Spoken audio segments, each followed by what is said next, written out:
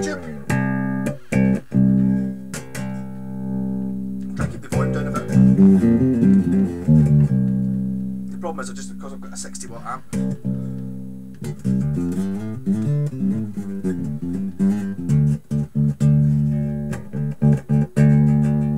Yeah, so what we have here is a 1987 Yamaha RBX bass, RBX300.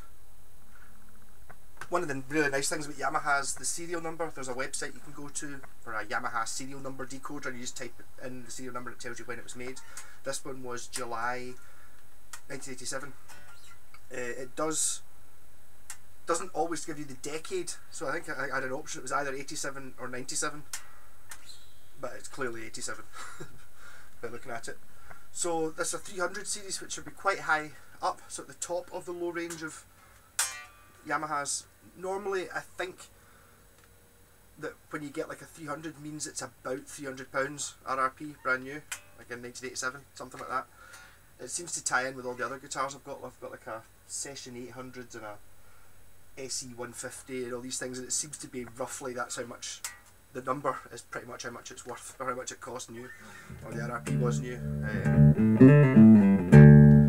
One of my first guitars, my first electric guitar that actually worked properly was an RGX321P, which would be the sort of guitar version of this with a Floyd Rose and stuff.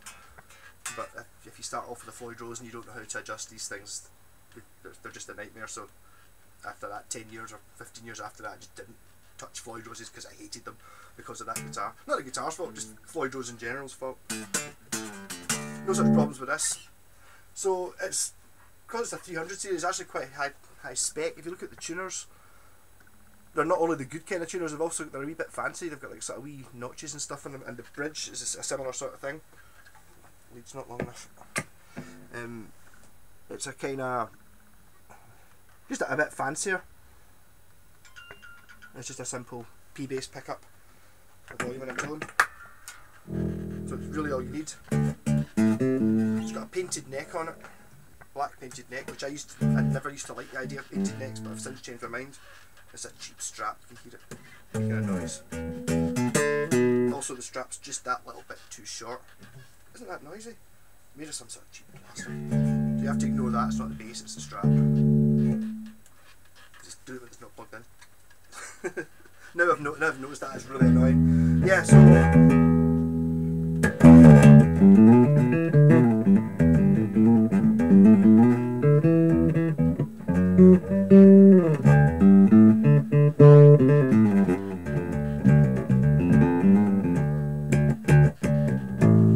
that's really annoying me, that strap. Actually, if I do sell this, it might come with a strap, as in this one, really. Oh, it's totally squeaking all the time.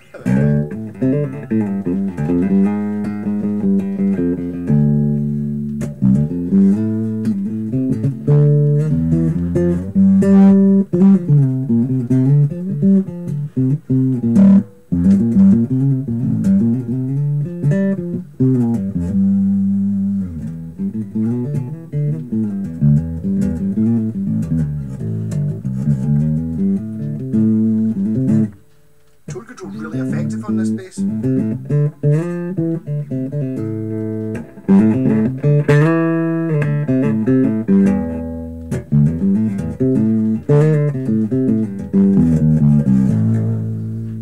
I also put £40 it cost me for Elixir strings for this. I'm not 100% convinced about Elixir bass strings. They feel funny, but I do remember it's always Elixir strings I use on my guitars, and I remember when I first started using them, they always felt a bit slimy. It's really weird feeling bass strings that have got that, you know, when I say slimy because they're plastic coated, they're kind of slippy and sort of strange feeling. But they should probably last 20 years or something like that.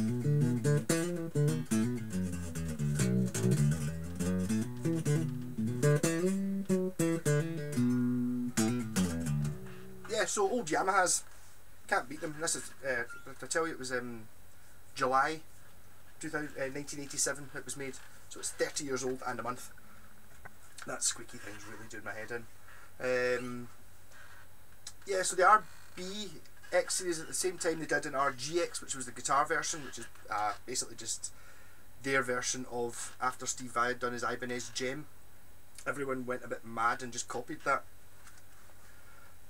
It was a glorious time for guitars. I mean, the number of amazing ones I'm picking up just now that are this era, and they're all slightly different. You know, every couple of years they'd bring out another one to try and, they were all in such competition. You know, your Ibanez and Yamaha and Aria Pro were all producing the next super Strat every couple of years. They were just adding more stuff to it, and then they sort of got to a point where they just seemed to give up.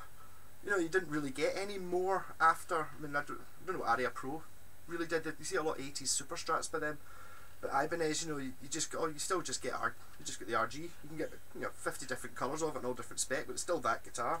And same with Yamaha. Once after they'd done the RGX, they went to Pacificas, and that's basically, they still make the same guitar they did in 1992 or 3, whatever it was that Pacifica came out. I mean, obviously they changed the parts around a bit, you know, maybe change the colours and put different pickups in it, but it's still the same thing. These are actually unique shapes. They still call the basses RBXs, or they did for many years anyway. When I bought this, I was expecting, there's one you get, it was a black one. It was actually a fretless bass that I bought off the manager of Jethro Tull, which is probably worth more than what the bass was, but it was fretless. That's why I hated it anyway. I like the idea and just, no. But it's got like a really deep cut, kind of looks like a sort of Hackett. Oh, that's, I'm just going to have to, that's the cheapest goddamn awful Strat I've ever come across, really. Listen to it squeak like that, totally doing my head in. Just getting flung out. Yeah. Yeah, so at this time Yamaha were doing, I've got a 1986, this is a Taiwan, Yamaha moved to Taiwan from Japan at about the same time as everyone else moved from Japan to Korea. Yamaha were always a bit kind of different. They always made their own stuff, and they were always just, you know, just slightly different for everyone else. I think all Yamahas pretty much were always, you know, always all Yamaha hardware. They didn't sort of change. If you see a lot of Aria Pros and Washburns and all that, they all use the same tuners and the same things because they were built in the same factory, whereas Yamaha had their own stuff. And the thing with Yamahas is they're always good. The only thing I've really got against the Pacificas is they just look a bit, it's not a great look. They're kind of not nice. They've just gone for something that's a bit like an RG, but you know.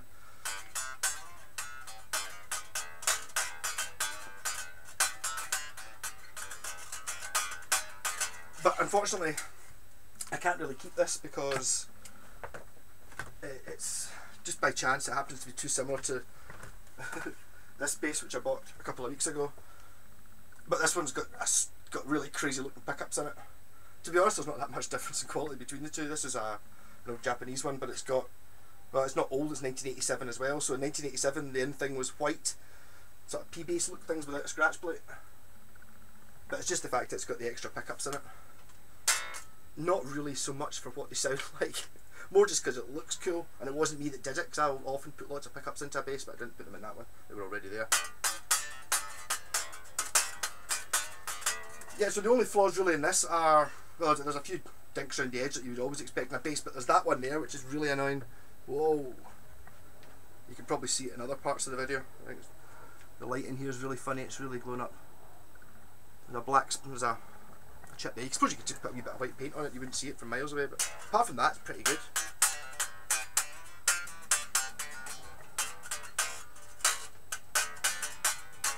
I'm sorely tempted to paint a soul tire in this though, but then I'd be ended up keeping it. It's like, I've got plenty of bases, but I only bought that Aria one a couple of weeks ago, so it's kind of,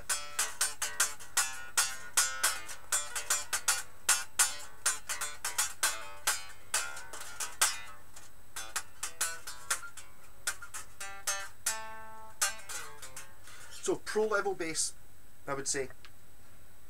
I would think if you were going to compare this to get a Fender or, well, like a P-bass or something, you'd be up quite high in the range. I don't know if you'd still be on Squire. I think you'd be up at Fender Mexican to get, you know, one that's, this doesn't say Fender on it and it looks a bit crazy. You know, sort of mad sort of scoops there.